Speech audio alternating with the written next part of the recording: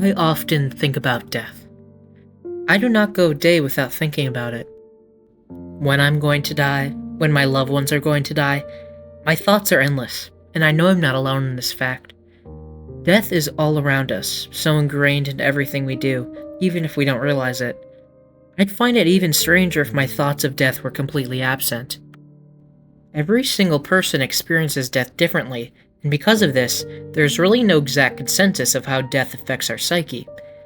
This is also because there's a significant lack of scholarly investigation on this topic, likely due to the difficulty in the research. Harrington, 2012, page 66.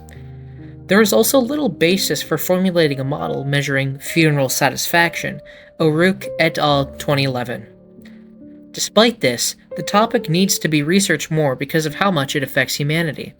Progress in this research will inform morticians and people of various professions in the psychology field on how to treat mourners during the bereavement process. Reactions to death can differ greatly depending on how the decedent died. In many cases of sudden traumatic death, researchers noticed that the absence of viewing a loved one's body during the grieving process made it harder for bereaved persons to accept the death, and saw that those who saw the body did better emotionally than those who did not, as stated by Harrington C. and Sproul in 2012, quoted from a study done by Singh and Raphael in 1981. In cases where the deceased died suddenly and traumatically, loved ones' visions of what the body supposedly looked like were much worse than the reality. This can be especially true in deaths by suicide. In a study done by N. Burns in 2011, a family whose son committed suicide was interviewed. They said, their 22-year-old son committed suicide by placing a rifle in his mouth and pulling the trigger. The damage was severe. There was no note. The family wanted to see their son once again to say goodbye. The family's local funeral director called Fountain and asked him to come restore the young man's image. The funeral home director said that the family and community needed to see the young man for a final moment. In a testimonial letter to the funeral home, the family thanked Fountain for helping them find closure. They appreciated that Fountain could repair their son's face and said that the open casket funeral provided a great deal of closure for their family and others. Burns, N. 2011. Sadness is not the only emotion that results from viewing a body, however. In a study done on the TEEV people by R.M. Labe in 2024, common emotions shown by their people after viewing a funeral could range anywhere from excitement to aggression. Over-exaggerated visions is something that is noted across many sources. In the case of perinatal death, F. Cathcart notes that the parent's imagination of the disfigured infant may be worse than the reality, and if they are unable to observe the child's body directly after death, saving a picture to view at a later time can be beneficial. Cathcart F. 1988. There are many reasons as to why this can be favorable. Some grievers reason that if they can view the body, they can determine whether or not the ruling of their death was a mistake.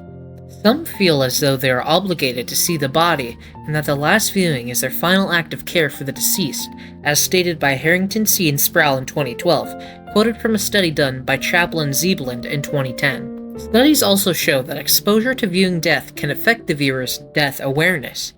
Death awareness is defined as a psychological state or a mental experience triggered by both internal and external factors in which people are conscious of their mortality. Labe, R.M. 2024. It was found that going to a funeral can increase their comfort level with the thought of their own death, which increases their feelings about death overall. Only after people understand that death will happen to everyone can life become more pleasant, and they will be able to live life in peace with others. This was again from a study done on the TEEV people by R.M. Labe in 2024. How long after death the viewing takes place and what interactions are had in this time can significantly impact how mourners view the situation.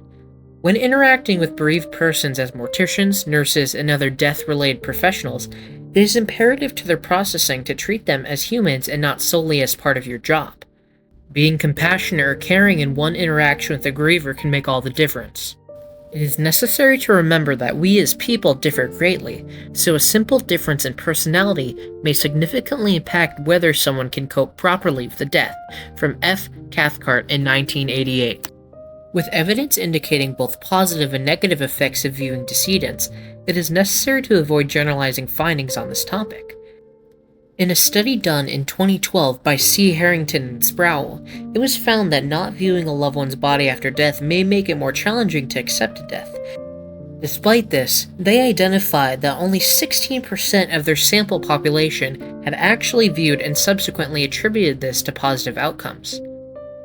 Another related study by F. Cathcart in 1988 analyzed the stress that arises in workers that regularly have to experience others' deaths, like nurses and rescue workers.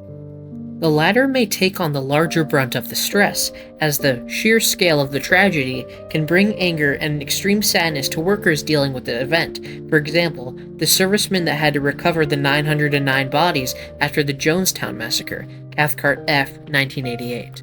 This is an important example of the intense effects viewing death can have on the psyche. My own experiences with seeing death are incredibly varied. I have experienced more death than I can count on both hands, yet I still haven't come to a consensus on whether it's beneficial to view a body after death. For example, in 2020, a good friend of mine passed away from suicide. Her funeral involved an open casket showing. In her case, I believe the showing was not beneficial for me. Seeing her post-mortem made me think a significant amount about her agonizing manner of death, and further distressed me. My current best friend and roommate had been good friends with her since they were children, and she was also greatly affected by this viewing. Based on my research during this project, I believe that this could be due to the fact that she died so young at 13, and the fact that her death was sudden and tragic, Harrington C. and Sproul 2012. Of my experiences with open casket services, others have been more equitable in the facilitation of the grieving process versus the distress of viewing the deceased. When I was 7, my grandfather had passed at 76, and my family chose to have an open casket for his funeral.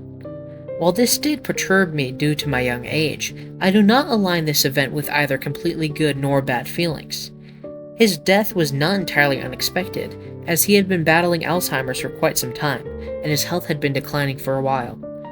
I was with him when he passed and viewed him at the open casket. I remember feeling a sense of calm after the initial sadness when they had called the time of death. He looked peaceful during his showing, how I remembered he was in life. This is an experience that may have been positive to my development, as it helped me become more comfortable with death and influenced me in choosing what I want to go to school for, mortuary science. Considering my contradicting experiences with viewing loved ones' bodies post-mortem, I feel as though I'm unable to come to a consensus on whether this is entirely beneficial or detrimental. Any single thing about an individual's life experiences or personality traits can change how they view death, and due to this, no one person will experience death the same. Before viewing an open casket, I implore others to step back and think about how it may affect you, and I recommend some deep introspection before going to funerals.